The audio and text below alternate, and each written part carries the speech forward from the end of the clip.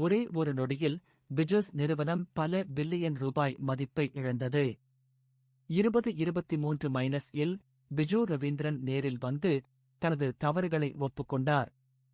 அவ்வளவு பெரிய நிறுவனம் சிதறும் போது சிறிதும் தயக்காமல் பிஜு முன்னேற முயன்றார். இந்த மாதிரி பொது இடத்தில்தான் ஒரு மனிதர் தவறை ஒப்புக்கொள்ளுறது, பழுதை சரி செய்ய முயற்சிப்பது உண்மையில் என்னை பார்த்தும் ஆச்சரியப்பட வைக்கும்.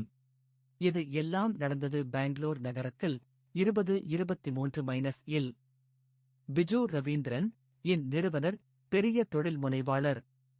அந்த ஆண்டு அவரது நிறுவனம் மிகப்பெரிய சோதனையை சந்தித்தது. இன் ஓர் ஆடம்பரமான அலுவலகத்தில் இன் வாழ்க்கை அடுத்த கட்டத்திற்கு போனது. பிஜூஸ் நிறுவனத்தின் மதிப்பு பல பில்லியன் ரூபாயில் இருந்து வீழ்ச்சியடைந்தது. 2023-இல் அவர்கள் சட்ட மற்றும் நிதி சிக்கல்களில் சிக்கியிருந்தார்கள். பெரிய அளவில் பணம் இழந்தார்கள். பல சவால்கள் வந்தன. அந்த நேரத்தில் ஒரு தொலைவிலிருந்து பார்த்தால் விரைவில் முடிவை அடையும் போல் தோன்றியது. அந்த சிக்கல்களை எதிர்கொள்வதற்காக பிஜு ரவீந்திரன் 2023-இல் தனிப்பட்ட முறையில் முன்னே வந்தார். அவர் இன் செயல்பாடுகளை மீளமைத்தார். இதுதான் அந்த கடுமையான பிரச்சினைகளுக்கு மாற்றத்தை கொண்டு வந்த தருணம். பிஜு நேரில் வந்து வழிகாட்டி முடிவுகளை எடுத்து உண்மையை வெளிப்படுத்தினார். பிஜு ரவீந்திரன் தலைமையில் இன் செயல்பாடுகள் மீளமைக்கப்பட்டன.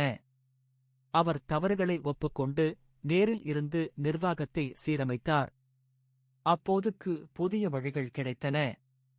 அந்த பெரிய குழப்பத்தில் இன் மீண்டும் முயற்சி செய்தது பலருக்கு நம்பிக்கை அளித்தது. இந்த கதை நமக்கு தோல்வியில் சிதறாமல் முயற்சியை விடாமல் முன்னேற வேண்டும் என்பதைக் காட்டுகிறது.